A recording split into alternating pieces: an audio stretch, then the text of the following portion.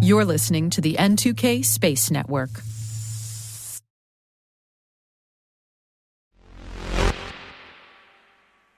We cover a lot of ground here at T-. Here's a little sneak peek behind the curtain for the crew.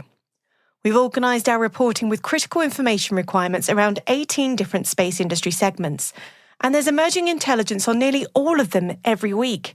But one particular segment seems to drive the industry more than any other.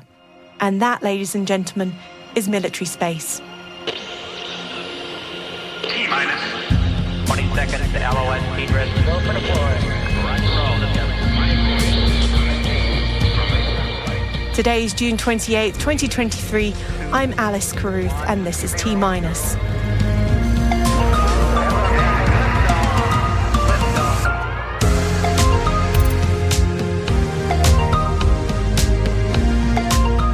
House Appropriations Committee recommends cuts to Space Force's FY24 requests. Space Delta 9 is preparing for potential conflicts in space. Ramon.Space has announced that it's raised $26 million, and our presenter Maria Valmaza speaks to Joshua Weston from Space Forge about in-space manufacturing. You don't want to miss a minute, but first, on to today's briefing.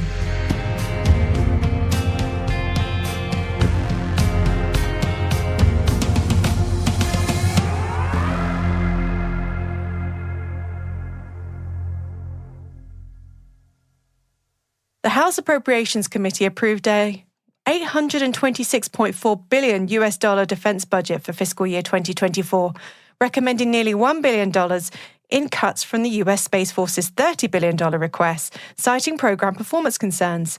This includes a lack of long-term budgeting for certain programs, such as the Next Generation Overhead Persistent Infrared Ground Program, Deep Space Advanced Radar Capability Site, and GPS User Equipment Increment 2. The largest cuts are proposed for classified programs, communications satellite programs, and GPS systems. The Space Force budget request is 15% larger than this year's budget. The committee highlighted several poorly performing acquisitions, such as the GPS Next Generation Operational Control System and the Space Command and Control Program. It also questioned the proposal to cancel the Next-Gen OPIR missile warning geostationary satellite without sufficient analysis, given its strategic importance. The committee warns the Space Force against relying on continued double-digit budget increases to cover future shortfalls or reduce acquisition risk. These developments underscore the importance of effective performance, planning, and justification in the acquisition and funding of space programs.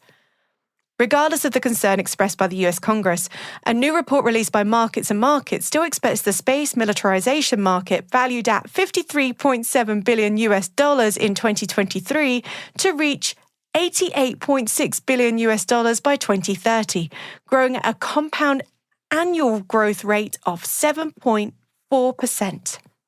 The report identifies increasing geopolitical tensions and advancements in the space sector as the driving factors for growth. In particular, intelligence, surveillance, and reconnaissance are expected to drive market demand. In what should come as no surprise, the US will continue to hold the largest market share during the forecast period due to the presence of major space militarization manufacturers. Elsewhere in military space, a report from Defense One published last night details how Space Delta 9, a unit of the US Space Force, is preparing for potential conflicts in space in response to provocations from Russia and China. The unit trains Guardians in both offensive and defensive strategies to preserve access to space. It primarily emphasizes space domain awareness to prevent operational surprises and respond to threats to friendly capabilities, likening the unit's activities to the neighborhood watch of the space domain.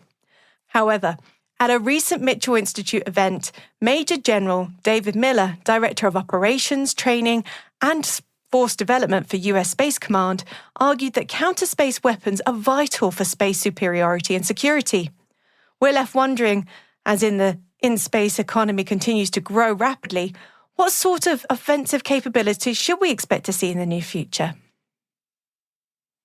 Ramon.Space, a space-resilient computing infrastructure provider, announced today that it's raised $26 million from Ingrasys, a subsidiary of Foxconn Technology Group, and the Strategic Development Fund, an Abu Dhabi-based investment firm. Built around in-house radiation hardening technology, Ramon.Space's platform provides storage, computing, and connectivity capabilities for space missions. The technology offers a foundation for satellite communications, remote sensing, autonomous robotic spacecraft, and space exploration. And staying with the congratulatory theme, British space startup Odin Space has successfully demonstrated the operation of its space debris sensor technology in orbit.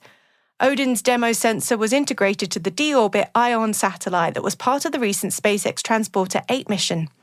The data captured by the demo sensor marks an important step in creating vital information about small space debris. It brings the company a step closer to producing its fully commercial sensor, capable of mapping debris between 0.1 millimeters and 1 centimeters, measuring its size and location. Staying in Europe and continuing with that positive news, and German startup Airmo has announced its pre-seed funding round of $5.7 million, which the company says it plans to use to launch a satellite constellation to monitor greenhouse gases. Airmo's satellite will be equipped with spectrometer and light detection and ranging technology, or LiDAR to most of us, to detect and measure greenhouse gas emissions. The company claims that their micro LiDAR monitoring service provides the most precise and close to real-time insights into people's impact on the climate. Now we've been rooting for PLD Space and their first test flight from Spain, but it seems that we will have to wait a little longer for that first launch. The rocket company says that the weather has now caused a delay for the first flight of its suborbital rocket to at least September after technical issues caused initial scrubs. Spain has restrictions in place throughout the summer to prevent wildfires that extend to rocket engines. Sensible, really. The push for the moon's south pole is heating up, and our friends down under want to be in on the action. Australian startup Fleet Space has been awarded over $2.5 million by the Australian Space Agency for its Moon to Mars demonstrator program. We love an acronym on this show, and this has to be a new favourite. Fleet Space has been chosen for the project Seismic Payload for Interplanetary Discovery, Exploration and Research Demonstration Mission, known as SPIDER, on a commercial lunar payload services delivery. This will be the first step of Seven Sisters, an Australian mission to explore the Moon and Mars. We've got some new hires in the space industry to congratulate. The first is United Nations has announced that Arti Holomaini will lead the Office for Outer Space Affairs as its director. Holomaini lives in the UK and is a satellite expert. Her resume is impressive, having previously been the long-term Secretary-General for the Global Satellite Operators Association and a member of the World Economic Forum's Global Future Council on Space, and is also an expert advisor on the space traffic management for European Union studies, among many other roles. Best of luck to Arti. And our guest coming up is Josh Weston, CEO of SpaceForge, which has just announced the appointment of Andrew Parlock as Managing Director of new US Space Operation. We'll be hearing more about that company in just a moment.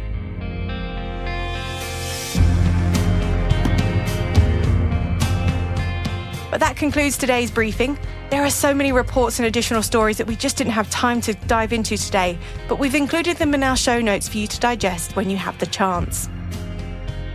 And hey, T-Minus crew, if you find this podcast useful, please do us a favour and share a 5-star rating and a short review on your favourite podcast app. It will help other space professionals like you find the show and join the T-Minus crew. Thank you. We really appreciate it.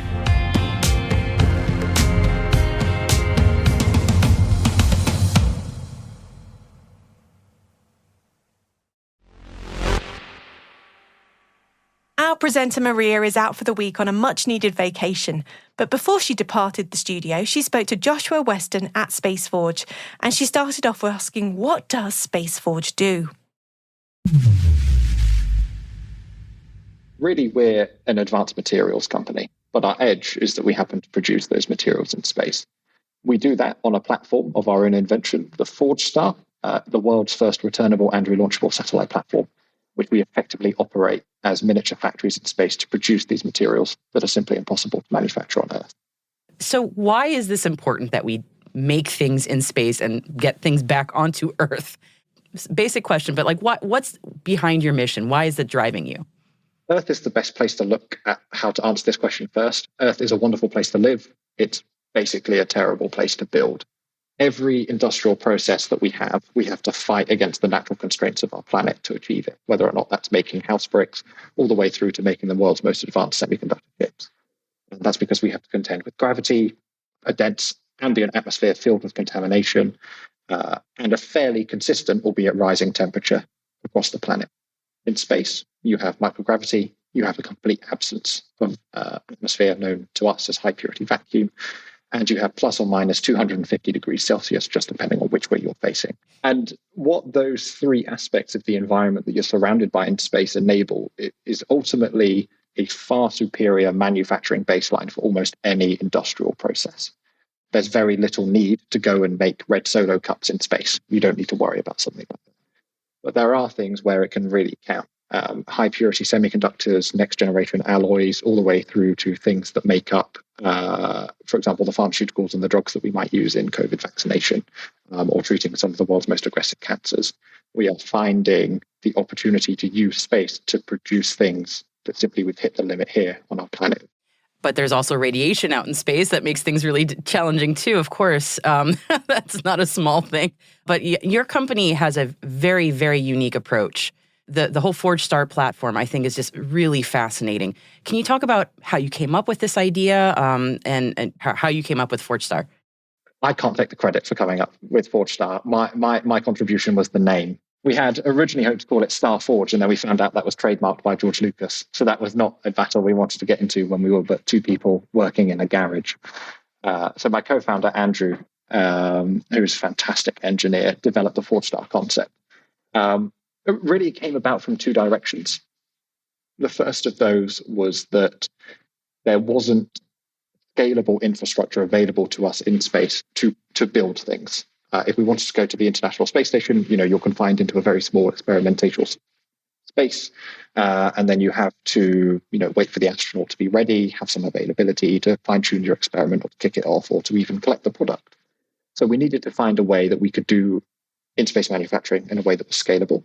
The second limitation was that there was no return infrastructure available from space. We had no way of getting the product. We were, again, on something like the International Space Station, where we could only use cargo return flights to get home. So that from those two axes, the vehicle of Forge Star was born out of frustration that we couldn't believe that there wasn't a way to access this space environment to produce these next generation semiconductors and alloys and be able to bring them back. And we started as a payload company with developing our core semiconductor techniques. And then everything else was built around serving that payload. And it's been a hell of a journey. I was going to say, talking about payload return, Prydwen, it's been in the news a lot. Visually, we don't often get really cool visuals like that when we talk about like space industry, but man, Prydwen looks really cool. The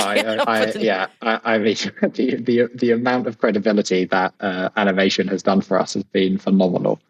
I believe it. From a marketing perspective, that is gold.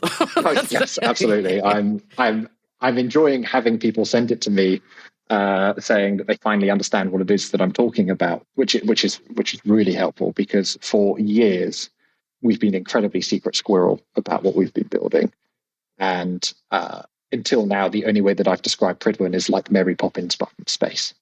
Now that people can see that it looks a bit like an upside-down umbrella, where I at least got that analogy from, even though it doesn't look anything like a carpet bag carrying nanny. How do you envision it being used in the long term? With Prydwen, what we're finding is that in many ways, we're not finding anything. We're yet to find its limit of operation. We're yet to find the limit of its size of operation. We're yet to find an environment or a landing location that it can't work with. From a return perspective to Earth, we are unique in that we are relatively geography agnostic as to where we come to. By and large, that means we can either come back to a sea location or we can come back to a land location. Very few vehicles are compatible with that. They also need vast expanses of empty land to be able to operate. Because we're so much more gentle in our return operation, we can really shrink the footprint of our return locations, allowing us to target much smaller areas to return payloads to our customers or experiments to researchers much more easily and closer to where their end labs might be. That then has a very useful application that when we're trying to land things on the moon or Mars and we're trying to do site selection and worry about jagged rocks and things, you suddenly also need a much smaller area to select for your landing location for planetary exploration. So we're seeing a huge array of opportunities, both in how we serve humanity and people back here on Earth, but also how we reach it further into our solar system, both in this one and perhaps even beyond one day. One day. But even in this solar system, that's a fascinating prospect. I mean, for something that's returning back to Earth, potentially this is something where, I'm just imagining somebody standing out in the parking lot, maybe not literally that much, but just kind of going, whoop, and getting something. Maybe not like that. That would be... if we can do that one day, I'll be very, very happy. But certainly, I mean, so many of the limitations of how we can serve our customers are because of the time it takes to get from that recovery location to elsewhere. For example, if you've brought a payload back down on SpaceX Dragon, phenomenal vehicle, but because it's landing in the Florida coastline, you then need to get your payload out, get it to an airport, and if you're in Singapore, it's then like another 22 hours by plane to get to Singapore. So it just takes a long time. Whereas perhaps if you could land in Australia instead, then you're only going to be 6 or 5 hours away. So at a recent event, I noticed that there was some really cool messaging about Forge Star and the path to net zero. So can you talk a little bit about how you envision Space Forge making a positive impact there? Ultimately, we started Space Forge with the goal of, I almost dread to use our tagline of making space work for humanity. But we felt that the two most underserved aspects of the space environment is the microgravity and the high purity vacuum. Traditionally, we only take advantage of it being really the ultimate high ground. Now, those two aspects of microgravity and vacuum, as I've said previously, allowing you to create materials that you can't make here on Earth, allow you to create materials that effectively leapfrog our current capabilities. Our focus at Space Forge specifically is on producing next generation semiconductors in space. Those semiconductors, when returned back to Earth, consume 60% less energy than the semiconductors that we use today. So if you can imagine things like even the energy bill for 5G, for example, in the UK alone, it's almost $2 billion a year just to run the 5G cell towers. That's before you're using all your mobiles and looking at videos of cats and everything else and what's next on Netflix. The opportunity to reduce that by 60% in one market, even in something like telecoms, means that for every kilogram of CO2 we create as Space Forge, we can prevent up to 80 tons being emitted on the ground.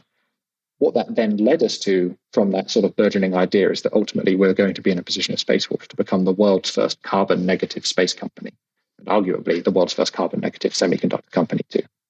I love that. That's fantastic. I wish you all the best because that is a very admirable goal on both fronts. How will your technology at Space Forge transform the space industry and how we use space overall? From an industry perspective, we play an interesting position that we are firmly a hardware company, but operating in the space market where our customer is not another space company. So having the opportunity to produce things in space which serve other industries on the ground in electronics, whether or not that's telecom, renewable energy, automotive, or quantum computing, provides us with a different lens to how we operate and how we produce our platforms and how we think about our customer bases. And I think that's really critical because the industry needs to look broader. And I think Earth Observation does a good job with this as to how, for example, it thinks about how people use its data on the ground to fight climate change. As how to it come to make the world a better place, I guess is a good way to think about that part of your question. It's about making space a keystone of the industries that we have on the ground. We can't produce everything in space right now, nor would you want to. But those keystone technologies like advanced chips that you can produce in space that have such a profound impact on the ground start to make space a part of everybody's supply chain. And if you can start to do that, then you can start to move supply chain off of Earth. And my view is that you can start to industrialize space to save Earth. It's quite profound, but I think we have a real opportunity here to redress the balance that we have as humans with the finite natural resources of this planet. We can do that by starting to move industry into space to leverage even the baseline environment that we have there. And that's even before we start to get into things like mining asteroids if they must buy.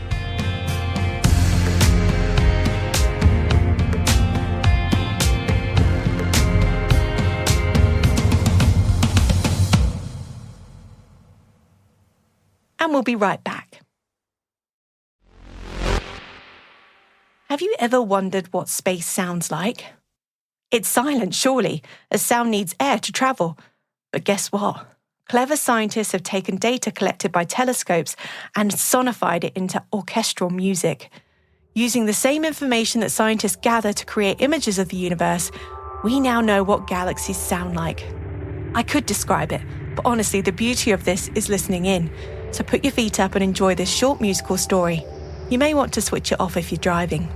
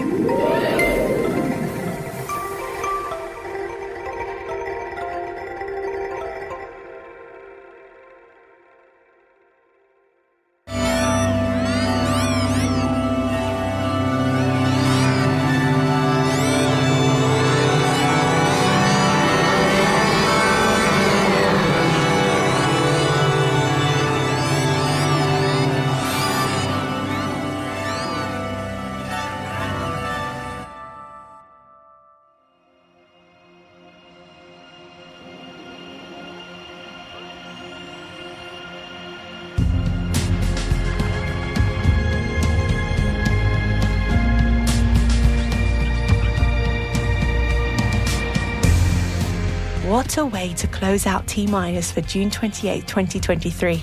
I don't know about you, but I'm ready for a nap.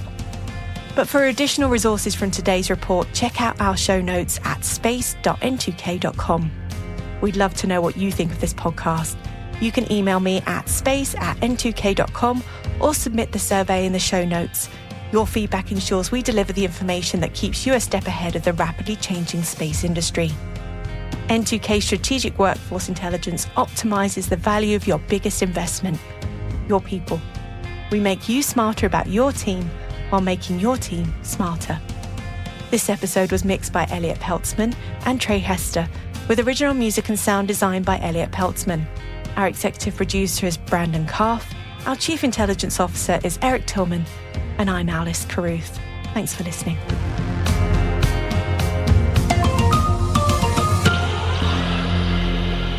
T-minus